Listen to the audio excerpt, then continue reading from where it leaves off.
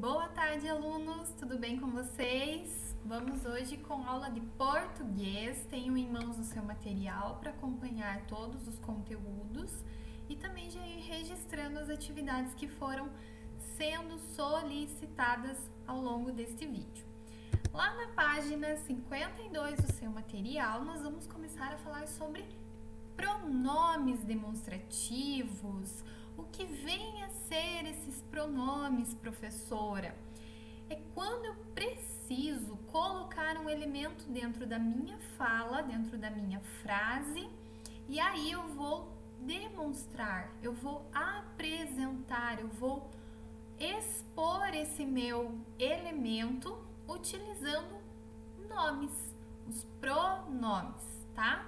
Então, nós teremos aqui alguns momentos bem distintos e é muito importante que nesse período de explicações vocês consigam identificar e compreender como que vai funcionar cada palavrinha dos pronomes dentro da frase para ela ficar coerente e que vocês também levem essa explicação ao longo da vida de vocês para facilitar na sua escrita, para facilitar na sua fala, ok?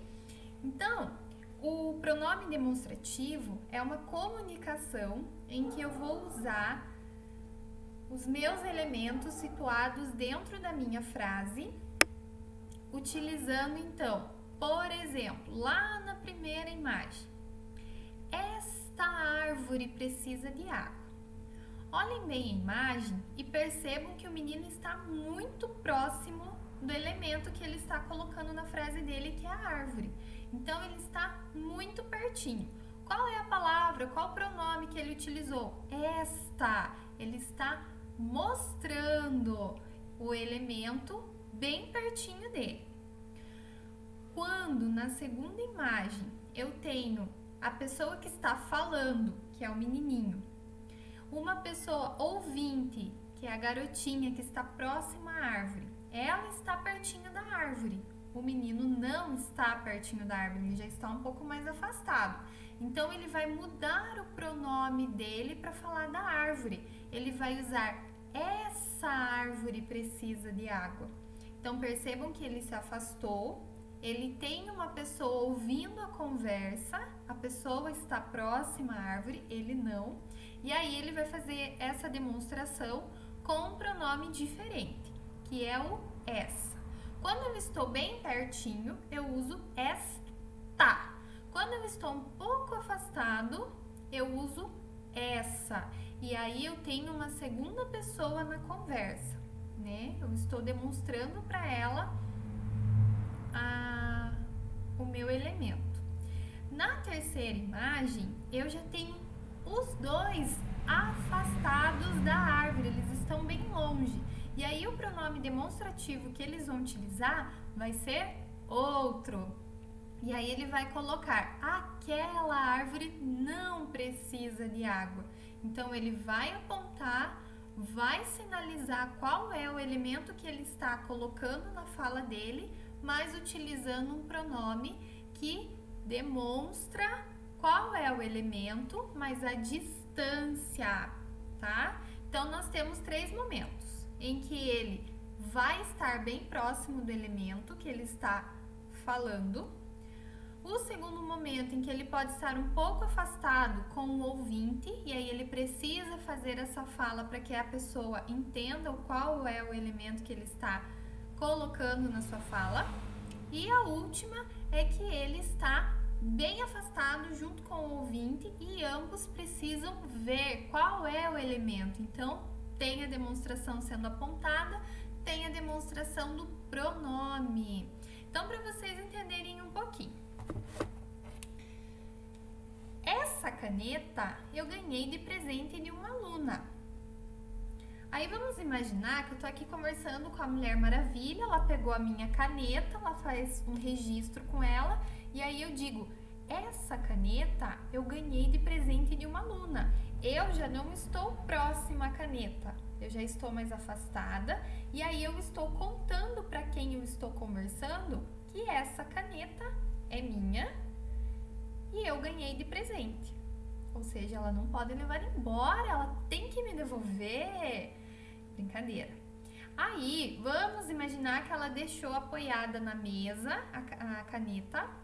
E aí nós estamos conversando, saímos bem longe da caneta e aí nós vamos falar: aquela caneta é muito bonita, eu quero comprar uma igual. Então percebam que nós vamos falar de pronomes demonstrativos em vários momentos, tá? Então aqui eu tenho o quadro de vocês na página 53 com os pronomes demonstrativos e as situações em que ele aparece. Então quando eu utilizo as palavras esta, estas, este, estes, isto, eu uso quando o ser ou a coisa está perto de quem está falando. Eu estou falando desta caneta. Esta caneta está bem perto de mim e eu estou falando com vocês, tá? Aí vamos imaginar agora essa, essas, esse, esses. Isso usamos quando o ser ou a coisa está perto do ouvinte. Então, a pessoa com quem eu estou conversando está com a caneta. E aí eu vou falar: essa caneta é minha, né? Então, eu não estou mais próxima, mas ela está com a ouvinte, a pessoa com quem eu estou conversando. Aquela, aquelas, aquele, aqueles, aquilo, usamos quando o ser ou a coisa está longe do ouvinte ou do falante. Então, nós deixamos a caneta bem afastada e aí nós estamos conversando e aí nós apontamos: aquela caneta é muito legal, ela é muito bonita, tá? Então, espero que vocês tenham compreendido quais os momentos em que eu utilizo os pronomes demonstrativos, ok? E aí vocês têm um exemplo lá na página 53 que fala assim: os pronomes demonstrativos podem aparecer acompanhando um substantivo. Por exemplo, caneta é um substantivo comum, né? Ou ele pode substituir: esta árvore precisa de água, aquela não. Então, o pronome esta se refere à árvore. Aquela também se refere à árvore, mas ela está substituindo o termo árvore para não ficar repetitivo. Então, como eu já falei anteriormente sobre a árvore, na minha fala para frente, eu não preciso colocá-la de novo, para não ficar cansativo, não ficar repetitivo. Então, os pronomes demonstrativos também ajudam a evitar as repetições dentro da minha fala, dentro da minha escrita. E aí o texto fica mais bonito, fica mais interligado, tá? E aí, na página 54, vocês vão sublinhar os pronomes demonstrativos nas frases, que é fazer aquele tracinho embaixo. Na 3, vocês vão ler a frase: aquela piscina está cheia de água. Aí vocês vão responder as questões A, B, C e D. E a número 4, analise as ilustrações e complete as lacunas com o pronome demonstrativo adequado. Então, vocês vão voltar nesse quadro que está na página 53, vão analisar as imagens e ver quais dessas palavrinhas vocês vão poder introduzir nas frases que estão sendo solicitadas. A 5, leia a tirinha. Como você chama isto? Não tem um nome para isso, simplesmente juntei algumas sobras. Me recuso a comer comida anônima. E aí vocês vão responder a letra A, a letra B e a letra C dessa tirinha, tá bom? Dando sequência na página 55, nós vamos falar agora de reportagem, que é um gênero textual que apresenta ao leitor informações mais detalhadas a respeito de um fato ou de um assunto. Geralmente os repórteres reproduzem a fala de outras pessoas que podem ser especialistas no assunto ou testemunhas da notícia. Então, a reportagem ela pode aparecer em jornais, em revistas, jornais na televisão, na internet, e elas trazem sempre um assunto de algum fato que tenha acontecido, ou um acidente, ou estamos vivenciando muitas reportagens sobre o Covid, né? Quais os cuidados. Temos visto muitos especialistas falando no assunto, temos visto os repórteres falando como estão as vivências nas cidades, principalmente aqui no Paraná, quais os lugares que estão tendo que fechar novamente o comércio ou que estão precisando alternar os dias de abertura, um dia o restaurante abre, no outro dia outro, né? Então, toda a reportagem ela vai trazer para nós informações bem detalhadas do que está acontecendo. E aí as pessoas que fazem a reportagem podem muitas vezes reproduzir a fala de alguém, ou seja, eles conversaram, por exemplo, com o médico. No momento da reportagem, ele não pode estar presente.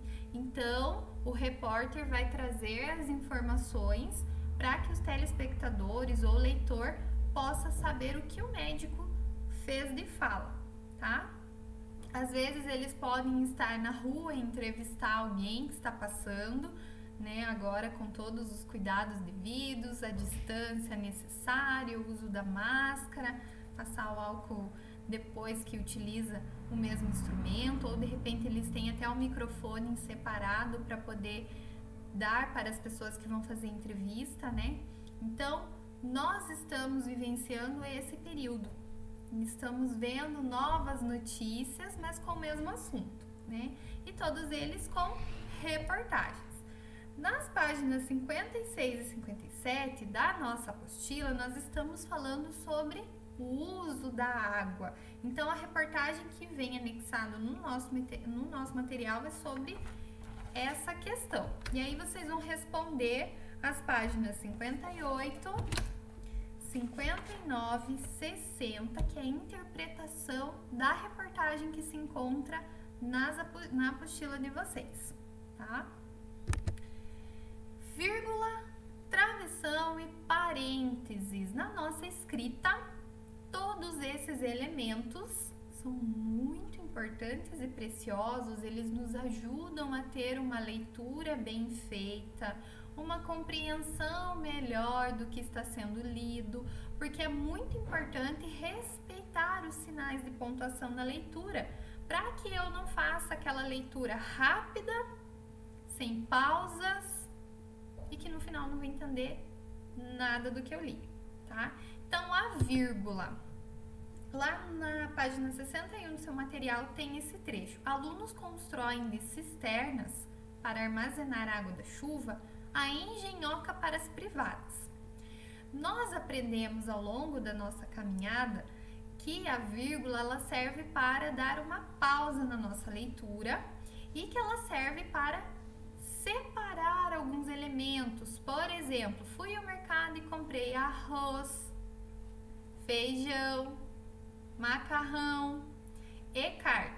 Para que o meu texto não fique repetitivo, arroz e feijão e, né? Para fazer essa substituição, utilizamos a vírgula. Ela também serve para expressar, explicar alguma palavra ou explicar alguma coisa que está dentro da minha frase. No caso, cisternas. Para que a pessoa que ainda não tem conhecimento do que seja esse termo, dentro da vírgula, ele traz então essa explanação. Para armazenar água da chuva. Então, ela ajuda, tá, na compreensão e trazer uma informação complementar, uma informação extra que vai ajudar o leitor a entender o que significa determinados elementos da minha frase, que às vezes eu posso ter ouvido falar, mas eu não sei o que significa. E aí eu posso estar colocando o significado delas entre as vírgulas, tá? Também posso utilizar o travessão, ele não vai apenas indicar a fala de um personagem no texto narrativo. Ele também ajuda a identificar dentro da minha fala informações complementares. Então, esse trecho de vocês está na página 62. A escola Aprendendo a Aprender, que já sofre diariamente com a falta d'água, usou o próprio hidrômetro. Então a pessoa leu a palavra e não sabe o que é. Dentro desse trecho, lá nos travessões, ele consta o significado: aparelho que mede o consumo, para alertar os alunos e reduzir o desperdício. Então, meu trecho traz uma palavra lá que eu nunca ouvi falar, não sei o que significa, mas entre o travessão eu vou ter a explicação do que vem ser esse instrumento, o aparelho que mede o consumo, que é o hidrômetro. E além da vírgula do travessão, nós temos os parênteses. No Colégio Santa Maria, Zona Sul, alunos estão construindo cisternas, reservatórios para acumular água da chuva. Então, essa também é uma forma de trazer uma informação extra dentro do meu texto, que é colocar entre parênteses. Santa Maria, se eu estou falando de uma cidade em que trabalha muito com as regiões Zona Sul, Zona Leste, Zona Oeste, por exemplo, São Paulo, essa informação é muito importante para que as pessoas saibam se localizar onde que é esse colégio, tá? Aqui também aparece o travessão. A pessoa leu a palavra cisterna, não sabe o que significa. Dentro ali do travessão está falando reservatórios para acumular água da chuva. Aqui na nossa gotinha diz assim: na minha casa tem uma cisterna. E aí entre parênteses, o que é uma cisterna? Que coleta a água da chuva. Posso tomar essa água? Então, o parênteses também traz essa opção de colocar ali dentro uma informação complementar, tá? Então, aqui no nosso caso de vírgula, travessão e parênteses, é para trazer essa questão de complementar o meu texto com informações que vão trazer mais conhecimento ou, de repente, ajudar o leitor a compreender determinados termos no meu texto que eu ainda desconheço. E aí, para não precisar ficar recorrendo o tempo todo ao dicionário, o próprio autor já coloca o que é o significado desse termo, utilizando ou a vírgula, ou o travessão, ou os parênteses. E aí vocês vão responder as atividades das páginas 61 até a página 64. Lá na página 65, ele fala de carta pessoal de reclamação. Esses gêneros textuais nós vamos trabalhar no nosso diário de quarentena. Então, a cada semana nós vamos desenvolver um tipo de gênero textual. E para esta semana, que tal colocar toda a sua criatividade artística em exposição? Nesta semana, o gênero textual utilizado em seu diário de quarentena vai ser poema visual. E aí, vocês vão caprichar no efeito ou no desenho, ou vocês de repente querem fazer ele todo trabalhado com ondas ou com formas de vento, com formas de fogo, enfim. Qual vai ser o elemento que vocês querem utilizar dentro do seu poema visual, tá? E vocês vão deixar uma mensagem deste período que nós estamos passando de pandemia para as futuras gerações. Como vai ser o conhecimento destas crianças que ainda estão crescendo, não estão tendo muita compreensão neste período, os bebezinhos que estão chegando e que lá na frente vão estudar esse gênero textual? Por via, pode acontecer deles estarem lendo o seu poema, lendo a sua mensagem. Olha que legal, né? Então, vocês vão destacar algo que vocês fizeram de bom nesse período de isolamento. Vão deixar uma mensagem positiva, apesar de todo este período que nós estamos vivenciando. E aí, vocês vão caprichar no efeito, ou no formato do desenho, ou colocando lá as onomatopeias que nós falamos, reproduzindo sons de alguma coisa que vocês vão colocar no seu texto. Eu trouxe aqui a sugestão que vocês podem desenhar primeiramente o que vocês tiverem em mente, façam as linhas bem clarinhas com lápis, escrever, que aí depois fica mais fácil de vocês apagarem e aí o formato fica bem legal. Podem também fazer assim, como esses modelinhos que eu vou trazer para vocês. Hoje estou sem sorte. tudo me cai da mão. Para não perder a cabeça, vou fugir para o Japão. Olha que legal essa ideia do bonequinho, né? Outra sugestão. E me pergunto já em prosa, existe coisa mais gostosa? Na tarde fria de julho, voa o cheiro, o barulho do café descendo quente pelo bule reluzente. Ou, a minha chave já não abre a sua porta. Então, vocês vão colocar a criatividade de vocês com os elementos que vocês quiserem utilizar, do formato que vocês imaginarem. Caprichem na letra, caprichem na pintura. Quero ver esse diário, olha, bem top, bem bonito, porque não esqueçam, lá no final do ano nós vamos fazer uma coletânea. E aí as melhores redações vão fazer parte do livro do 4º ano. Então, por isso vocês precisam super caprichar, tá? Obrigado por participarem de mais uma aula. Gabarito eu vou enviar para vocês lá no nosso aplicativo e aí vocês podem fazer as correções das atividades de vocês. Espero ter ajudado a todos, tirado suas dúvidas e se precisar vocês podem estar mandando e-mail para mim e eu vou estar aqui para responder vocês. Um beijo e até a próxima aula.